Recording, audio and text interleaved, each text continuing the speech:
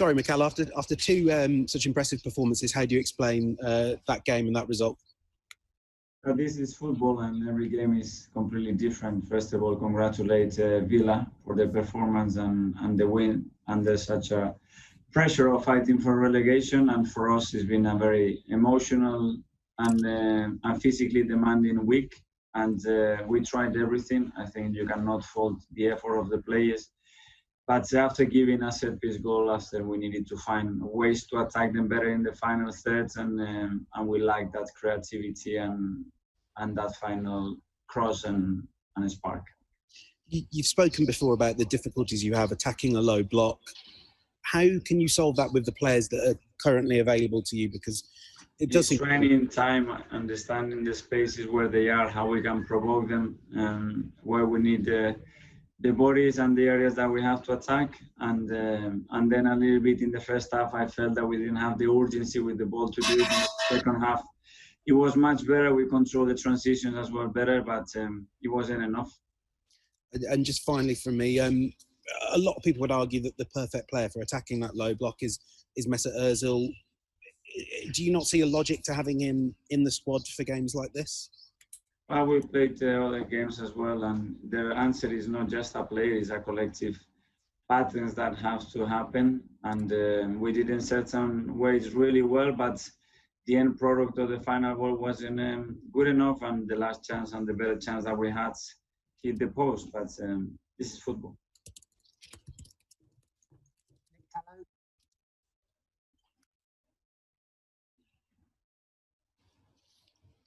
I can keep going. One final one. Your reaction to the plane, and what message would you send to the fans that felt compelled to spend money to fly? I have full support from the countries, from the boards, for the sporting director, that we are putting a very strong plan together to try to do as much as we can in the shortest period, because at the end of the day, the league table doesn't lie, and we know the gap that we have to fill in, and we are on board trying to do everything together.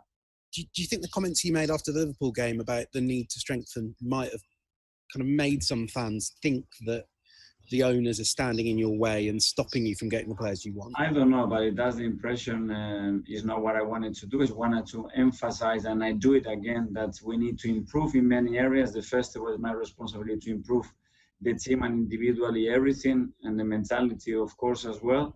And after that, we need certain areas that we need to get better, because the top teams in certain areas are better than us, and we have to do that. And the uncertainty is the reality. We have uncertainty because the coronavirus hit everybody hard. We don't know. We are finishing in Europe, and there is uncertainty with a few players. So I have to try to be honest, and that's what I said. Mikel, it's Rob Dawson at Sky. I mean, clearly the victories against Manchester City and Liverpool show just what quality you have in the side. But I wonder if you've got the depth that you would like, and whether this is actually a key transfer window for Arsenal to go forward here if you want to compete with the top six. That's one of the things, and the other thing is the specificity you need within that squad balance to do it consistently. You know, we've done it. Today we had a different challenge, completely different game, and we have to find a way to do that. You know, and that will take time, because at the end of the day, when you have that many points of margin with the top teams, is for a reason, you know, and we know that reasons, and we will try to put it right with a lot of work first, and in the right moments with the players that we need in order to do that. Does it show what a big transfer window this is for Arsenal coming up? You need players desperately.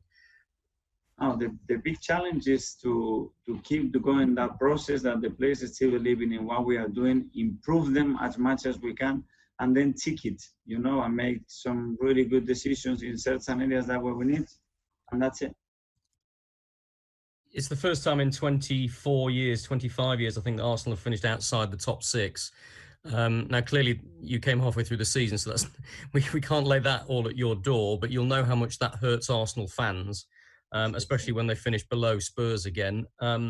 Does it feel a long way off at the moment, challenging for the top six? And it has to hurt, and we have to suffer, because it's not good enough for this football club, and that's why we have to put it right. And we know the challenge that is really big.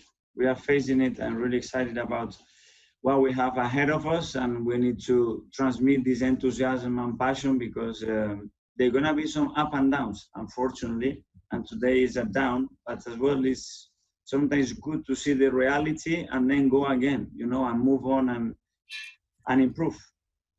And the cup final to come means you've still got a big challenge and a big trophy and a big opportunity in this season.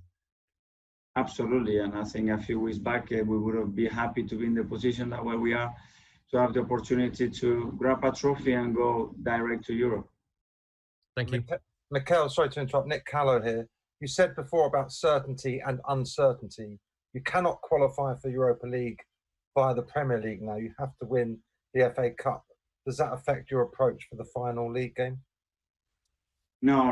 We will try to prepare the game exactly the same way. Try to beat Watford. We need to win straight away. After a defeat, you need to win. You need to get that momentum back on, confidence. Everybody has to feel ready for the final, so it won't be the case. Added pressure for the final, though?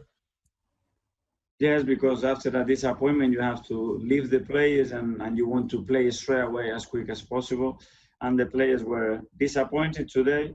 Again, I cannot fault their effort. I think they tried to the last minute really, really hard. But it's been an emotional and physically demanding week. But even like that, we have to find ways to come here and win where you are so dominant, and it's what it is. Yeah, I understand. Okay, cheers. Just quickly, Mikel, I know you touched on Mesut there. I think he's still the player who has created the most chances playing under you since you've taken over, and he hasn't played, since lockdown. What does that say about the other creative players in the squad? And are you not sort of hurting yourself by not including him at least in the squad?